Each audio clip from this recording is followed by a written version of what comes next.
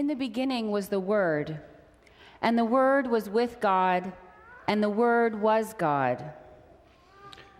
And the Word became flesh and lived among us. But we did not recognize him.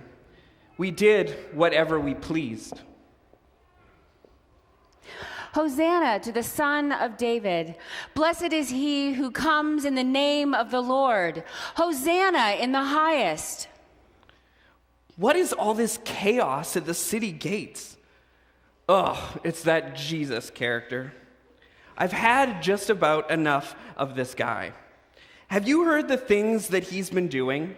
Teaching through Galilee, Judea, even Samaria. Preaching, performing miracles, claiming to be the Son of God. The eyes of the blind shall be opened, and the ears of the deaf unstopped. And then the lame man leap like a deer, and the tongue of the mute will sing for joy. The people are shouting in the streets, laying down their coats as Jesus nears the city. They are treating him like royalty. But how wrong they are. Look, this Jesus of Nazareth is not riding in on a noble horse. He's riding in on a donkey. Say to the daughters of Zion, see, your king comes to you gentle and riding on a donkey, on a colt, the foal of a donkey. No, we can't have this. He's clearly sending a message. The people know their holy texts. They've been waiting to see a Messiah come in on the foal of a donkey. This Jesus is dangerous, here to cause trouble and stir up an uprising. We need to find a way to extinguish this moment. I know. The people are so easy to please.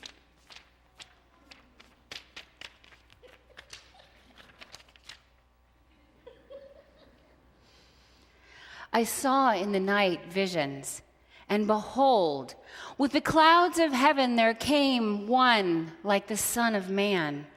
And he came to the Ancient of Days, and he was presented before him. And to him was given dominion and glory and a kingdom, that all peoples, all nations, all languages should serve him. His dominion is an everlasting dominion, which shall not pass away, and his kingdom shall be one that shall not be destroyed. So then Jesus enters the temple, but do you see the look in his eyes? Something is going to happen here. I can feel it. He's looking at those that are buying and selling, the money changers and those selling doves.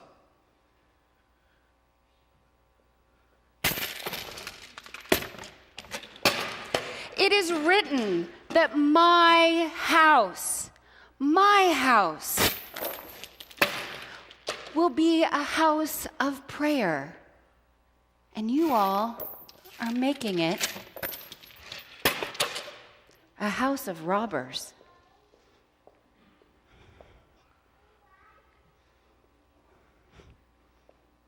Go and buy a clay pot from a potter. Proclaim the words that I tell you.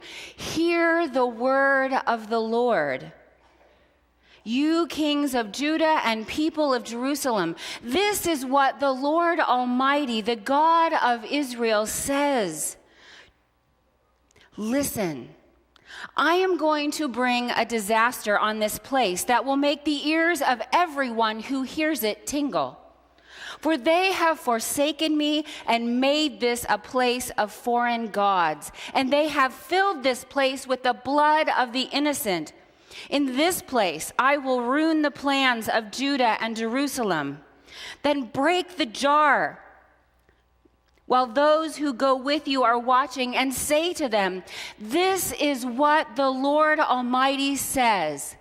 I will smash this nation and this city just as a potter's jar is smashed and cannot be repaired.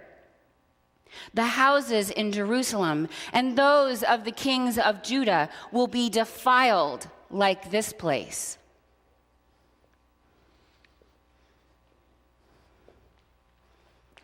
By what authority are you doing these things? And who gave you that authority?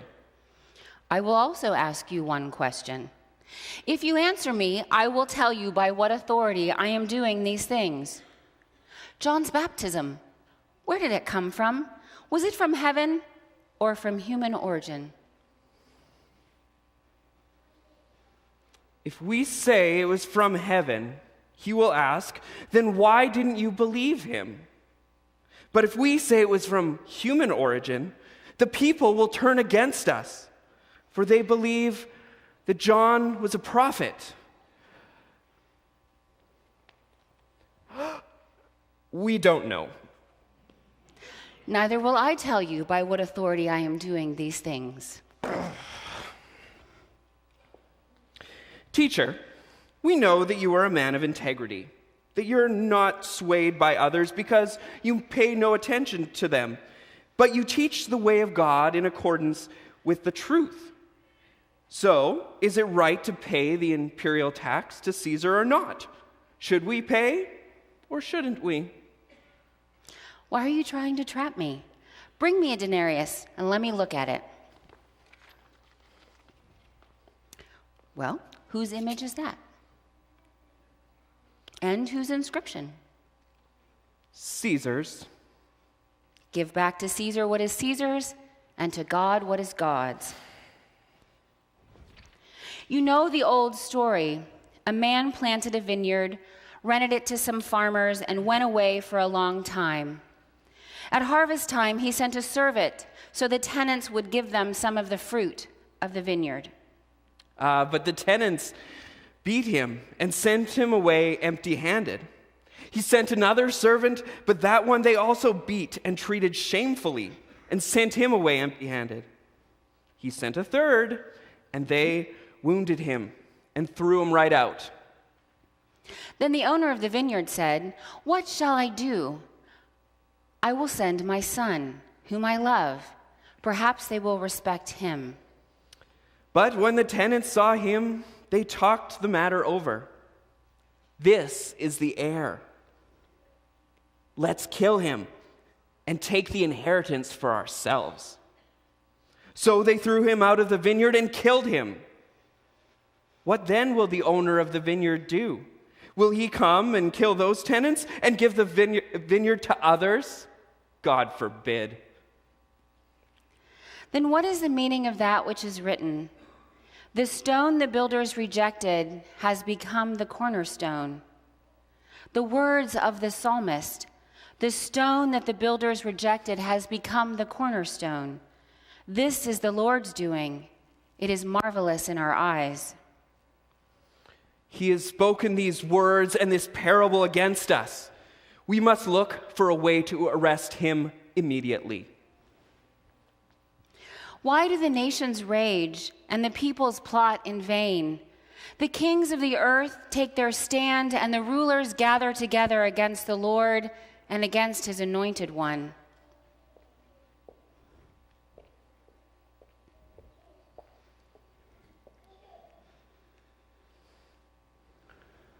Jesus exposed how the desire for power, wealth, and notoriety had enslaved the religious leaders of the first century.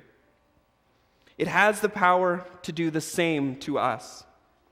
Without noticing, we find ourselves serving the bottom line instead of having the bottom line serve our faith commitments. This is why we call God's kingdom upside down, because it's us that are upside down.